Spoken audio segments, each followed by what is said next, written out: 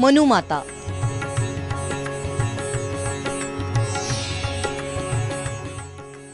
जळगाव जिल्ह्यातील यावल तालुक्यातील मनुमाता म्हणजे बहुतांश खानदेशवासियांचं श्रद्धास्थान।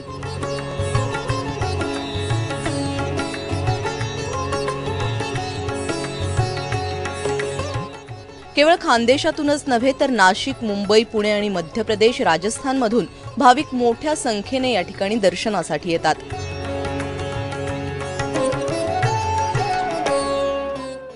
उत्तर महाराष्ट्रातील अनेक कुटुंबियांची ही कुलदेवता असल्याने भाविकांची इथली संख्या कधीच अटत नाही।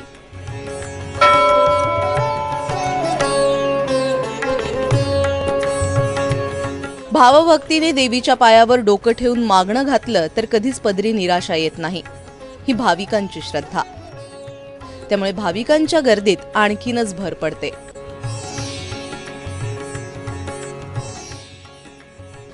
या ग्रामदेवतेच्या निर्मितीची आख्यायिका देखील आगळी वेगळी आहे। सातपुड्याच्या पर्वतीय रांगांमध्ये ईश्वरसेन नावाचा गवळी राजा राज्य करत होता।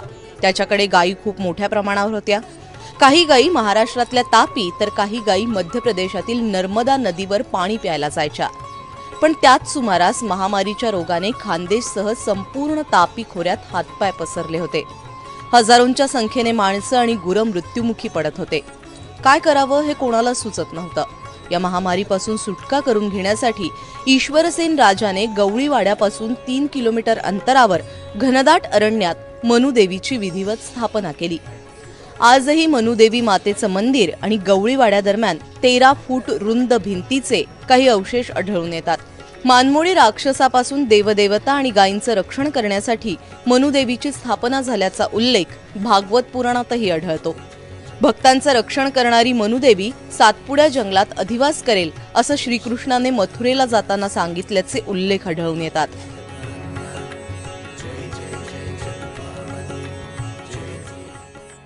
मंदिराच्या तीनही बाजूस उंच कठड्या आहेत। मंदिराच्या समोर अंदाजे 400 फूट उंचीवरून कोसळणारा धबधबा आहे। वर्षातील 6 ते 7 महिने कोसळणाऱ्या या धबधब्याचं पाणी सातपुड्याच्या पायथ्याशी येतं। या ठिकाणी शासनाच्या मदतीने पाझर तलाव बांधण्यात आलेत। तलावाशेजारी छोटंसं टुमदार हनुमानाचं मंदिरही आहे। त्यामुळे मनुदेवीचा परिसर रमणीय आणि मनमोहक असा आहे। अतिशय पुरातनकालीन हेमाडपंथी शैलीचं हे मंदिर आहे।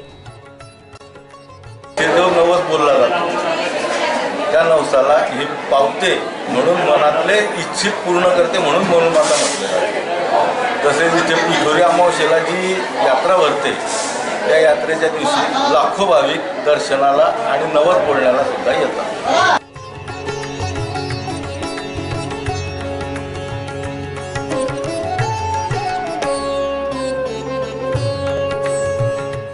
या भव्य मंदिराचा सभामंडप 86 बाय 50 फूट तर गाभारा 22 बाय 14 फूट इतका भव्य होता।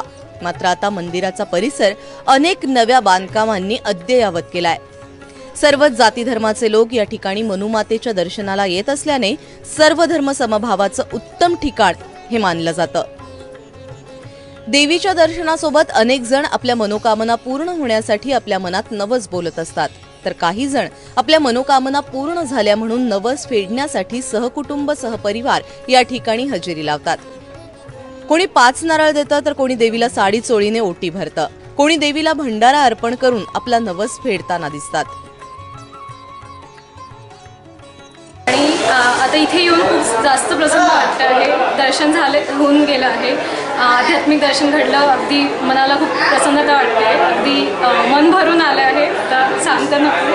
आणि खूप बाहेरचं हे बघून, पाऊस, बाहेरचं निसर्ग बघून पण अगदी मनाने भावून गेली आहे। कुलस्वामिनी मनुमाता ही अनेक केवळ खानदेशच्याच नव्हे तर खानदेशच्या बाहेरची देखील कुलदेवता मानली जाते।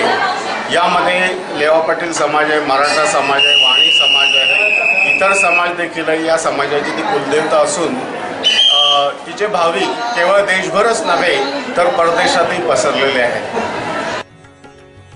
या सगळ्या वैशिष्ट्यांमुळे मनुमातेचं हे मंदिर अध्यात्म आणि पर्यटनाचं एक मोठं केंद्र बनलंय। तर मग तुम्ही करताय ना प्लॅन इथे येण्याचा?